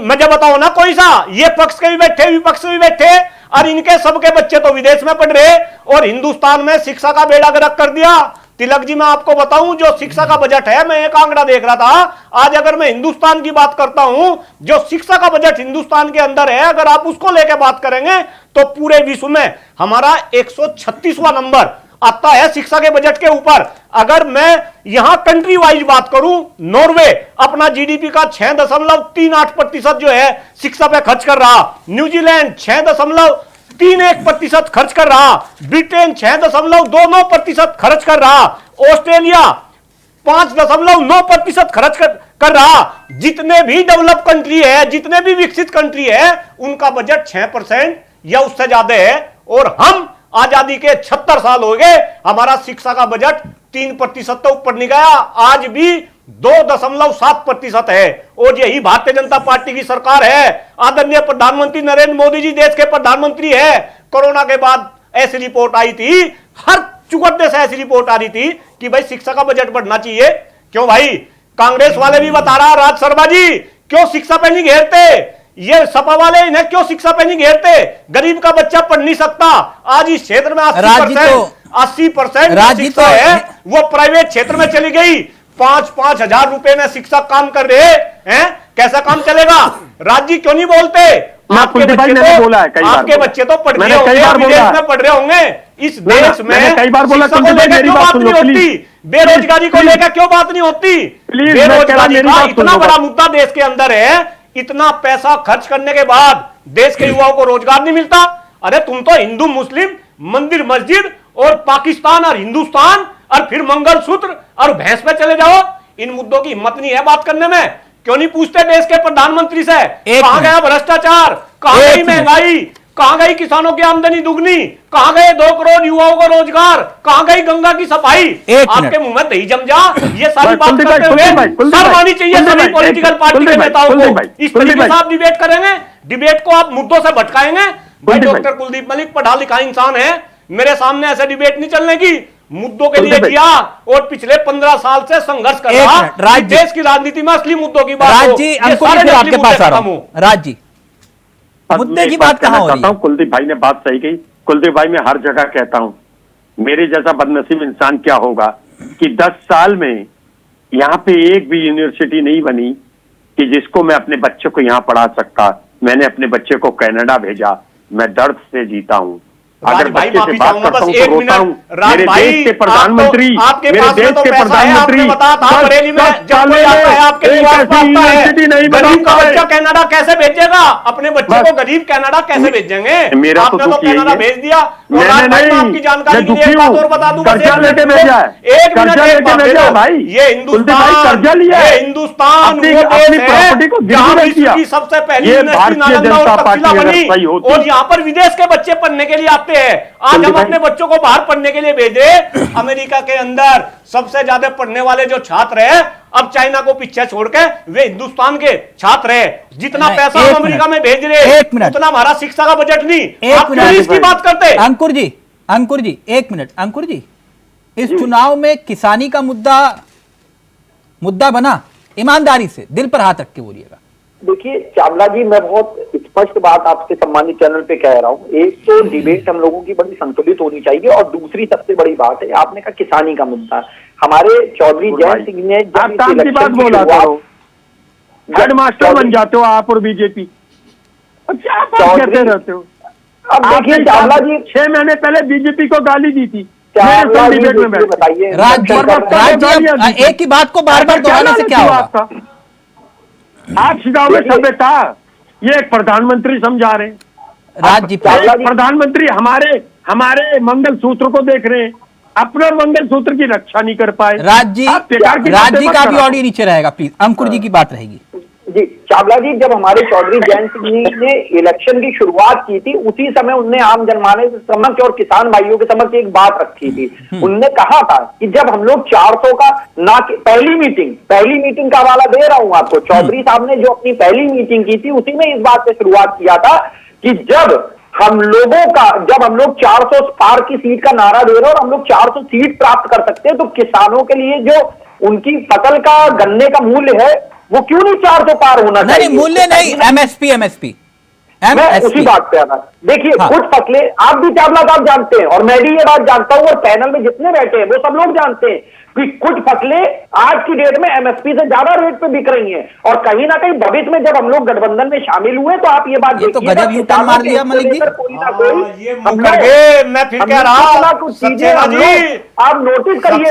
मेरी बात सुनो, मैं पहले ये कहा जयंत चौधरी जी हमारे हैं जयंत चौधरी हमारी बात करते थे, किसानों की बात करते थे, युवाओं की बात करते थे, और अब जयंत चौधरी जी एमएसपी से भी मुकर गए। पहले वे कहते थे कि फसलों पे एमएसपी मिलनी चाहिए, और अब एमएसपी पे आप भी कर रहे हैं टीवी चैनल के ऊपर बैठ के। सक्सेना जी, आप इस तरीके की बात करेंगे? अच्छा, आपने किसानों को और युवाओं को गिरवी रखकर समझौता करा, समझौता करा, जनता आपको जवाब देगी। सक्सेना जी, आप सुन ही नहीं चाह रहे हो, सुनना ही नहीं चाह रहे हो। सम्मान भारतीय जनता पार्टी ने किसान नेता को दिया है, इतना बड़ा सम्मान इतिहास में किसी ने नहीं दिया। और मैं कह रहा हूं किसानों का जितना बड़ा सम्मान आपने करा, 750 किसानों की कांग्रेस ने सुनिए आपने जो ली, किस पार्टी ने सम्मान दिया? बस आप फिर किस पार्टी में, आप बताइए, पार्टी में चले जाओ। कांग्रेस ने दिया क्या? एक बात बताओ, आपने चौधरी साहब चौधरी चरण सिंह दिया, चौधरी चरण सिंह को इतना बड़ा सम्मान दिया सिर्फ भारतीय जनता पार्टी ने। किसानों का आपने क्या कर दिया? सम्मान के लिए नहीं, एक तरफ चौधरी चरण सिंह को, दूसरी तरफ आप किसानों की धोती खोल दो। आप सुनिए, सम्मान की बात कर रहे हैं आप कुलदीप भाई। सम्मान चरण सिंह अगर किसानों को सम्मान देना होता तो स्वामीनाथन की रिपोर्ट आप कहते थे, स्वामीनाथन की रिपोर्ट हम लागू करेंगे के लिए, क्यों नहीं लागू करें स्वामीनाथन की रिपोर्ट? ये था चौधरी साहब को सम्मान। आप केवल एक भारत रत्न देकर, आप भारत रत्न देना केवल और केवल आपकी डील थी, वो डील आपकी डील थी।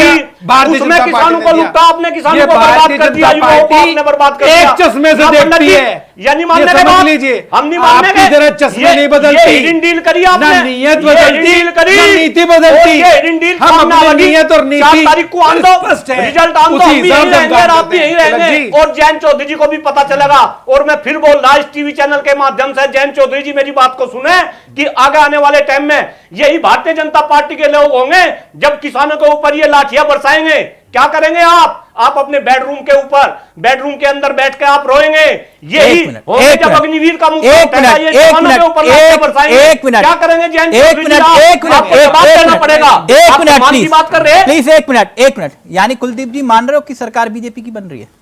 बिल्कुल मान रहे हैं। नहीं, एक बात बताओ भाई, कुलदीप जी जो है ज्योतिषी है क्या? मैं ये बता, अभी तो आप कह रहे हो कि ये सत्ता में आएंगे तो ये करेंगे ना, मैं ये नहीं कहा। अभी तो आपने ये बात बोली कि सत्ता में आएंगे करेंगे। भाजपा की ना चावला जी, मैं नहीं कहा भाजपा की भाई, आपकी बात का तथ्य क्या है? नहीं, आपकी बात का तथ्य क्या है? कुछ भी निकाल लो, निचोड़ क्या है? आपकी बात का निचोड़ यही है ना कि जब लट बजेंगे आप बेडरूम में सिर्फ सुनेंगे लट मारे।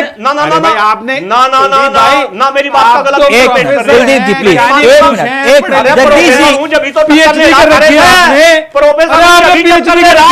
आदमी जब तो किसी के कब्जे में आ रहे, तब तो अब मेरे कब्जे में आ रहे। करो मुद्दों की बात, करो शिक्षा की बात, करो स्वास्थ्य की बात, कुलदीप जी पर्यावरण की ईमानदारी से, चावला जी एक मिनट कुलदीप जी आप की बात करें, बहुत अच्छी बात करते हो आप। एक बात मुझे बताइए जी, कि जो लोग कह रहे हैं कि जातिगत जनगणना करवाओ, एक मिनट राज जी एक मिनट, जो कह रहे हैं कि वो पीडीए वाला फॉर्मूला लेकर आए हैं हम, तो ये मुद्दे की बात है?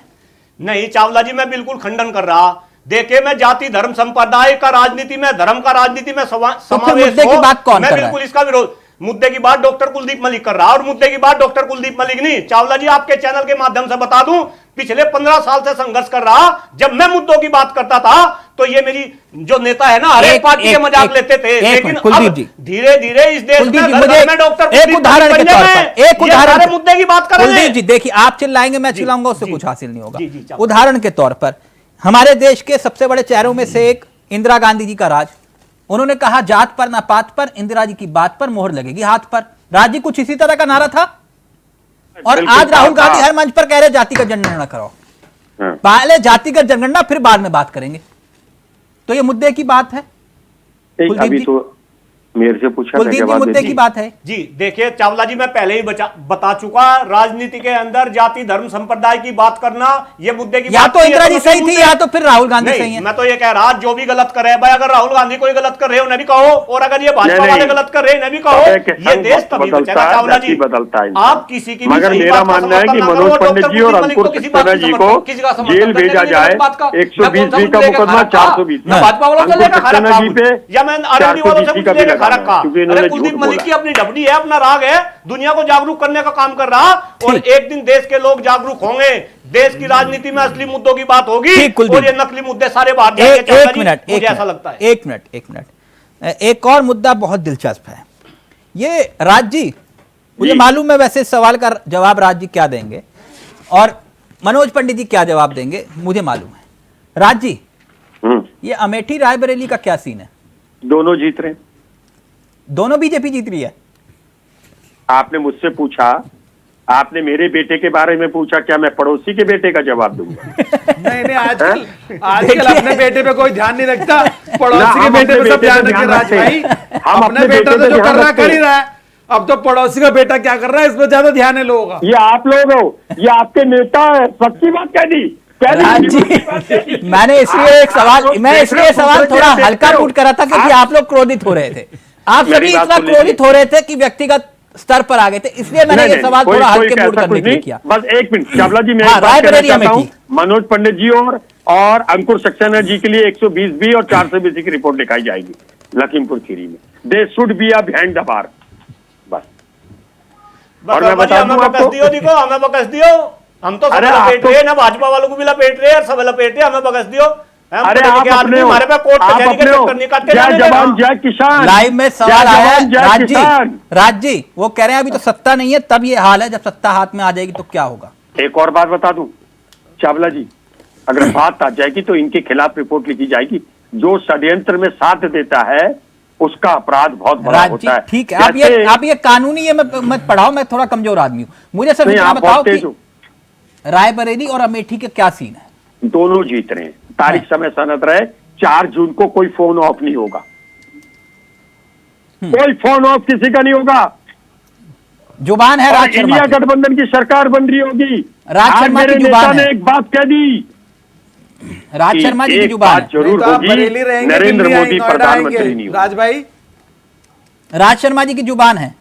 बस नहीं 4 तारीख को फोन ऑफ हुआ। एक ज्यादा बोलोगे, मैं तो पहले रास्ता बंद करूंगा, फिर सवाल पूछूंगा। राज शर्मा जी अभी यहीं रुकिए। 4 तारीख को कोई फोन ऑन नहीं होगा, राज शर्मा जी की जुबान है। बस बात मुझको की है, मेरी तो है नहीं, आपकी है।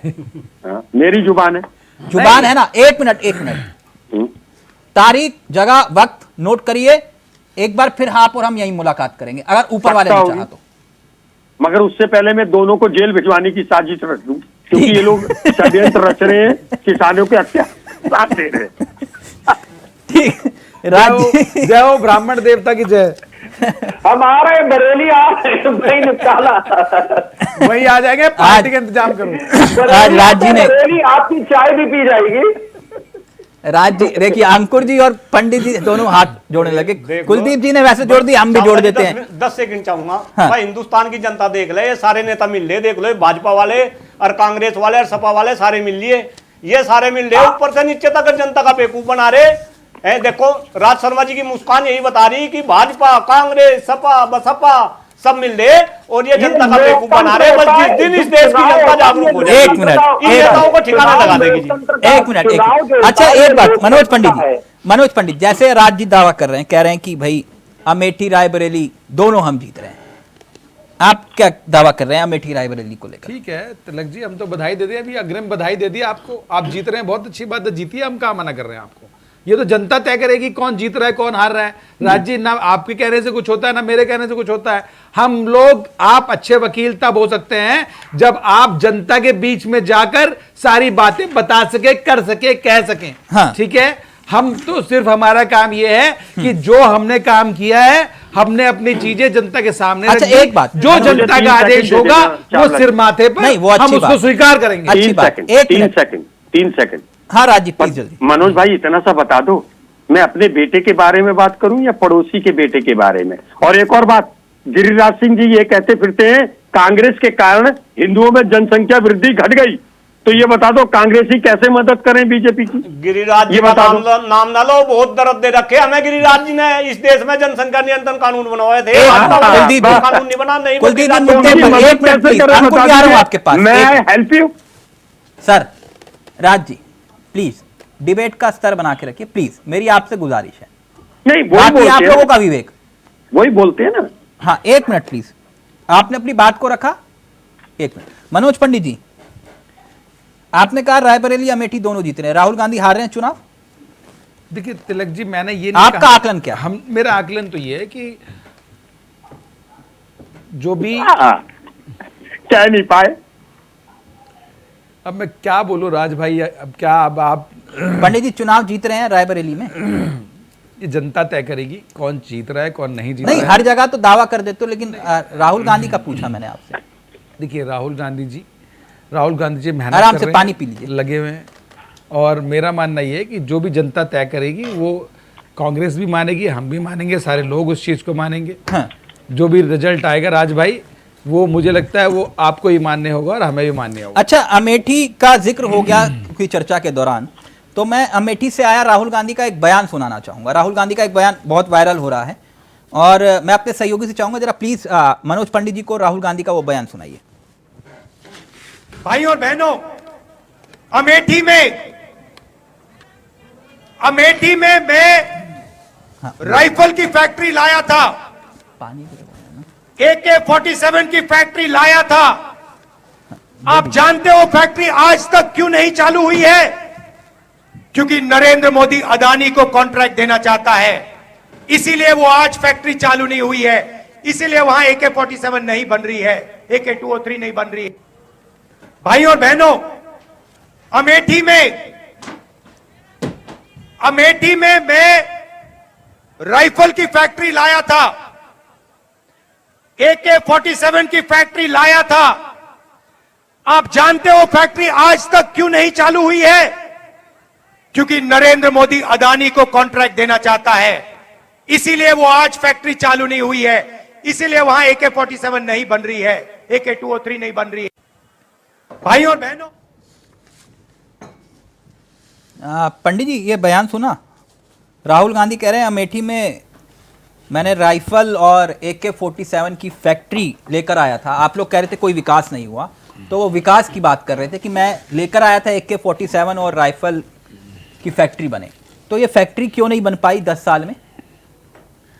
अब देखिए जी तिलक जी, आपको याद है कि जब केजरीवाल जी दिल्ली के मुख्यमंत्री बने, उससे पहले शीला दीक्षित जी मुख्यमंत्री थी दिल्ली, ठीक, उन्होंने कभी ये नहीं कहा कि हमें केंद्र सरकार से ये सहयोग नहीं मिला या ये सहयोग नहीं मिला, वो कभी धरने पे नहीं बैठी।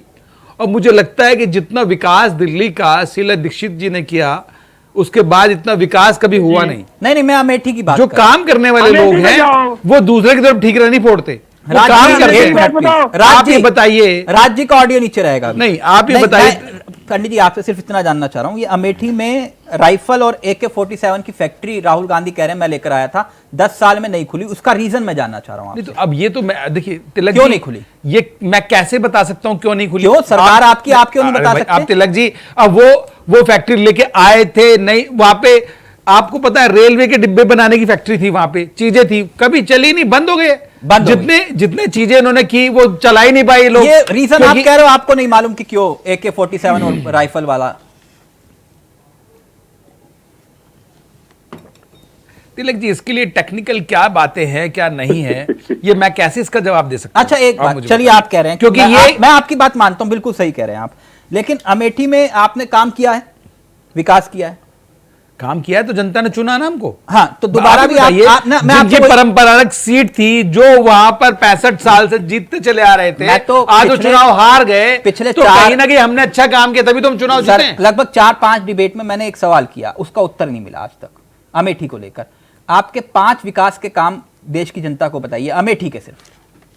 देखिए अमेठी में आप ये देखिए कि जितना वहां पर रोड इंफ्रास्ट्रक्चर की बात ले लीजिए, नहीं वो तो प्रधानमंत्री सड़क, रोजगार, ये सब चीजें तो चल रहा है सर। मैंने अमेठी के लिए विशेष तौर पर क्या किया आपने अमेठी के लिए? देखिए तिलक जी, मैं कोई वहां का प्रत्याशी नहीं हूं। आप तिलक जी, आप समझने की कोशिश कीजिए। सर प्रत्याशी की बात नहीं, आप बीजेपी नेता हैं, आप बताएंगे ना अमेठी में हमने। अच्छा सर, 4 काम बताइए आप। देखिए तिलक जी, जो व्यक्ति वहां पर काम को देख रहे हैं, जो संगठन के लोग वहां काम को देख रहे हैं, 3 काम नहीं, काम देखिए, काम क्यों नहीं किया, बहुत सारा काम किया वहां। कितने स्कूल खोले, कितने कॉलेज, कितने आप बताएं तो मैं आंकड़ा अगली बार बैठूंगा, सारे आंकड़े लेके आऊंगा आपके सामने, सारे आंकड़े लेके आऊंगा, तो सारी चीजें लेके आऊंगा, सब कुछ एक एक चीज में बताऊंगा आपको। आप पूरी तैयारी करके आऊंगा, आप जो जो सवाल है आपके मुझे बताइएगा, सबके जवाब लेके आऊंगा मैं आपको। तो अमेठी में एक काम तो आप बता सकते हैं ना, जो एक काम ये कि जनता को हमारा काम पसंद आया, जनता ने हमें जिताया और हम वहां से सांसद हुए और दोबारा वही जनता एक काम कम से कम हो जाता अमेठी का, तो मैं राज जी को बता पाता कि हाँ इन्होंने ये काम तो किया है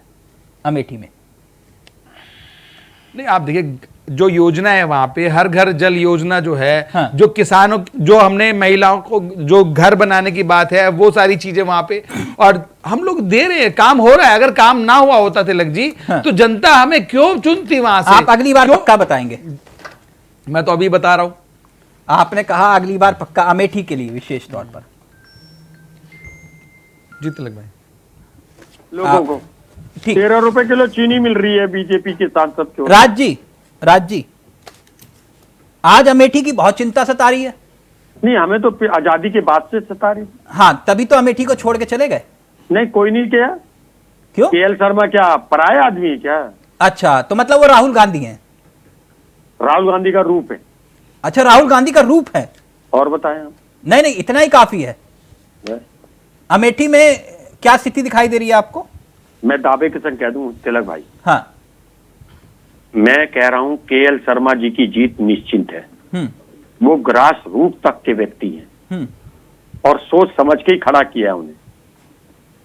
जीत निश्चित है और मुझे लगता है, मैं फिर बार बार कह रहा हूं कि मैं दावे के संग कहता हूं कि देश की महिलाओं में, देश के स्टूडेंट्स में, देश के जो सन 2014 में पहली बार वोटर था लड़का, जो 28 साल का हो गया और बेरोजगार है, आपको लगता है कि अमेठी में राहुल गांधी अगर होते तो माहौल कुछ और होता? ये स्ट्रेटजी है पार्टी की, कोई दिक्कत नहीं। अच्छा, ये रणनीति राहुल गांधी तो यही है। मुझे तो लग रहा कि अगर नरेंद्र मोदी लखनऊ से होते तो माहौल कुछ और होता, अगर नरेंद्र मोदी बरेली से होते तो माहौल कुछ और होता। सर ये माहौल, एक मिनट, मनोज पंडित जी और अंकुर सक्सेना झूठ नहीं बोलते, डिबेट का माहौल कुछ और होता। राज जी, ऐसा तो माहौल तब भी अच्छा हो जाता कि वाराणसी में PM बनाम, आप चुनौती दे रहे हो कि मेरे बहस के लिए आ जाओ, मैं डिबेट के लिए तैयार हूं। कुलदीप जी जरा सोचिएगा, एक PM फेस, मतलब पार्टी ने माना जिस शख्सियत को कि राहुल गांधी हमारे PM कैंडिडेट, वो कह रहे हैं कि मैं बहस के लिए चुनौती दे रहा हूं कि आ जाओ एक मंच पर और बहस कर लो, मोदी जी से कह रहे हैं। एक मिनट, लेकिन अगर इतना ही वर्सेस वाला मामला है तो जाके वाराणसी में चुनाव लड़ लेते दोनों। नहीं तो वो नरेंद्र मोदी रायबरेली आके लड़ लेते। तो मैं वही कह रहा हूं ना राज जी, वही बात तो कुलदीप जी कह रहे हैं।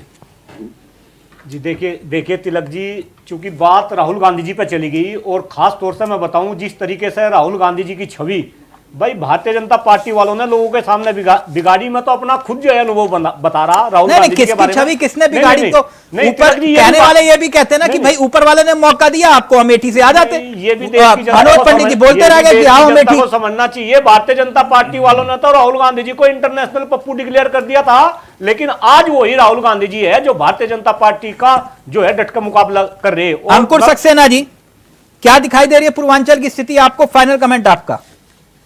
देखिए, सबसे बड़ी बात है उत्तर प्रदेश की 80 की 80 लोकसभा सीटें जो हैं कहीं ना कहीं एनडीए गठबंधन के बैनर तले आ रही है, और रायबरेली और अमेठी जिन सीटों को लेकर कांग्रेस पार्टी बहुत बड़े दावे कर रही है, वहां पर तो जमानत जब्त होने की पोजीशन आ जाएगी। आप देखिएगा, रायबरेली और अमेठी दोनों सीटों पर जो भी कैंडिडेट हैं कांग्रेस के, तो आप देखिएगा माननीय नहीं जो भी नहीं है राहुल गांधी रायबरेली मैं जान रहा हूँ माननीय दिनेश प्रताप जी चुनाव जीत रहे हैं, दोनों की जमानत जब स्मृति ईरानी चुनाव जीत रही हैं और 101%।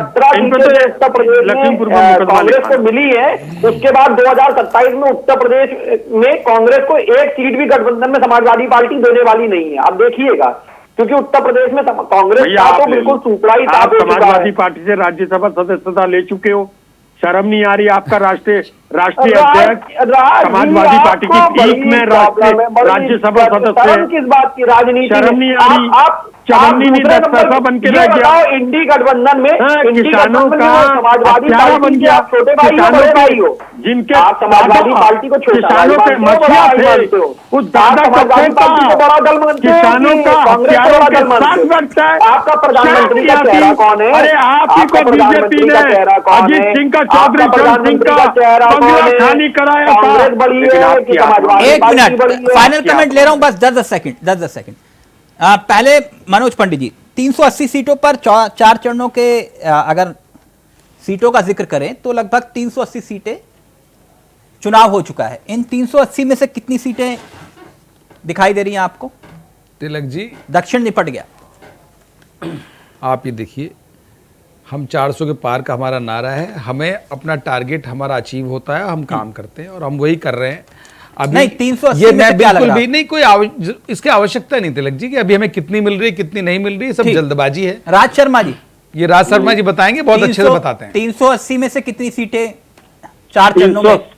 हाँ, मैं बता दूं, मैं झूठ नहीं बोलता हूं क्योंकि मैं मनोज पंडित नहीं। झूठ नहीं मनोज पंडित आप हो भी नहीं सकते, क्योंकि रीजन क्या है? दूंगा आपको, बता रहा हूं, कल ही निकलूंगा, रिपोर्ट लिखाऊंगा दोनों के नाम। मैं कहता हूँ 260 हमारी तरफ है, बाकी इनकी तरफ। 260? अभी तो डिबेट शुरू हुई थी, आपने कहा 150 जीत रहे हैं हम। नहीं तो अब हमारी, मेरी नहीं, मेरी होती तो कांग्रेस, हमारी मतलब गठबंधन भी है उसमें। अच्छा, मेरा टेक्निकल पॉइंट समझिए। अच्छा, मैं तो मनोज पंडित जी उसमें यूसुफ पठान या वो क्या नाम है, रंजन जी, कौन जीत रहा है? कल फोन करके पूछ लेता हूँ, फिर बता दूंगा शाम को। अच्छा, क्योंकि अभी मेरी बात नहीं हो पाई।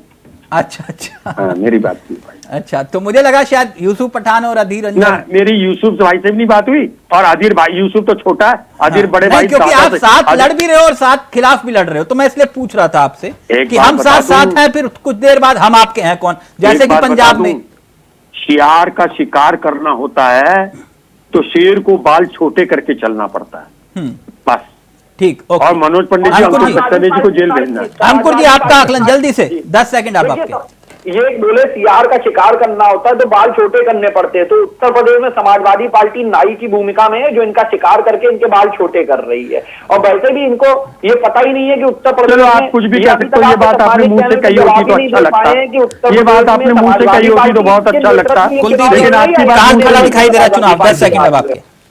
देखिए चावला जी, जहां तक मेरा अपना पर्सनल आकलन है, भाई ज्योतिषी तो मैं हूं नहीं, लेकिन मुझे ऐसा लग रहा कि कहीं ना कहीं भारतीय जनता पार्टी को बहुत जबरदस्त लॉस, और इसकी शुरुआत पहले चरण से ही होगी थी। 102 सीटों पर चुनाव हुआ था और मुजफ्फरनगर ने इसकी शुरुआत कर दी ये थी। तो अभी भी 400 पार का नारा लगा रहे हैं। नहीं, अब भाई ये तो कुछ भी लगाने लगो। फिर मैं कह रहा चावला जी ने तो पता नहीं क्या क्या नारे लगाए, एक भी नारा बता दो तो बहुत बड़ा लॉस है भारतीय जनता पार्टी। ओके, जनता आप तय करेगी। सरकार तो बना रहे ना हम लोग। मैं कह रहा मैं ज्योतिषी थोड़ा ही हूँ सरकार भाई। नहीं, अब बताओ, अब ऐसी बात कर रहे नहीं, मैं अब कैसे- मैं कैसे बता दूं? मैं कैसे बता दूं? देखो, सरकार आप बना रही है, आप कौन बना न्यूट्रल, रहा? देखिए भाई मैं कुलदीप भाई, आप न्यूट्रल आदमी हैं, आप समझ मैं जब तो बता आप रहा हूं, समाज सेवी हैं। मेरा मानना ये है कि आप ये बता दीजिए कि हम सरकार तो बना रहे हैं ना, नहीं पंडित जी, कि मैं क्यों सरकार बताऊं? बना रहे हैं सरकार ना। बना रहे, मैं ज्योतिषी हूँ क्या? अरे और भाई, आप कैसे कह सको सरकार बना रहे? भाई आप जब आप कह रहे जब बच्चा पढ़ता है, इतना बड़ा झटका लगा, इतना बड़ा झटका लगा। जब बच्चा पढ़ता है तो उसे मालूम है इन्हें कि जेल वो भेजा अपनी जाएगा। आंसर शीट में क्या लिख 420 के आया और है। 120 में। आपको पता है और फिर तब कि पेपर हमने लीक जनता करवा के लिए दो। काम किया और है, फिर तब पेपर लीक हमको करवा दो। मालूम है फिर तब कि पेपर लीक हमने करवा दो कितना बच्चे काम का। किया है जनता ना, के ना, लिए, ना। रात दिन क्या काम खून करा? पसीना क्या बहाकर काम करा आपने? क्या देश काम करा को- पंडित जी? डिबेट देश को राष्ट्रपति ऐसा जी। प्रधानमंत्री क्या क्या कहा था? भ्रष्टाचार 365 दिन काम करने वाला, 24 घंटे काम करने वाला प्रधानमंत्री देश को मिला है।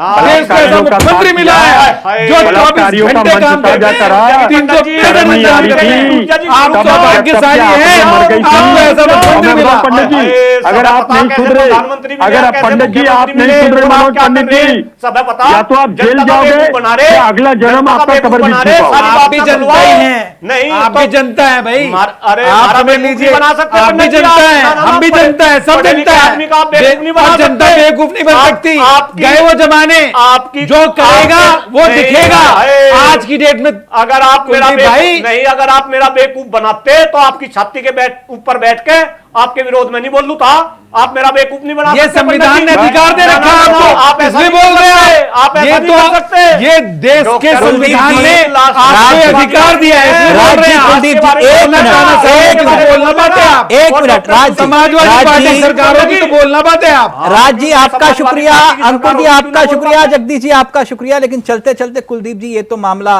पंडित जी के अभी जो है, इन्होंने ये सवाल पूछ के कि सरकार हमारी हारी है या नहीं, आप खामोश हो गए उस पर। ये तो मानना पड़ेगा ये पंडित जी का इनकी आखिरी कौन दाव। सहमति है ना? आखिरी इन्होंने दाव। क्या हमारी Thank- सरकार हमारी? चलिए, thank you, thank you Kuldeep ji. आप चर्चा बहस जो है वो यहीं पर ही मुस्कुराते हुए खत्म करिए। थैंक यू सो मच, बहुत बहुत शुक्रिया। चौथा चरण अब खत्म हुआ, पांचवे की तैयारी। अब देखते हैं कि सियासत का ऊंट किस करवट बैठता है। नमस्कार, जय हिंद, जय भारत।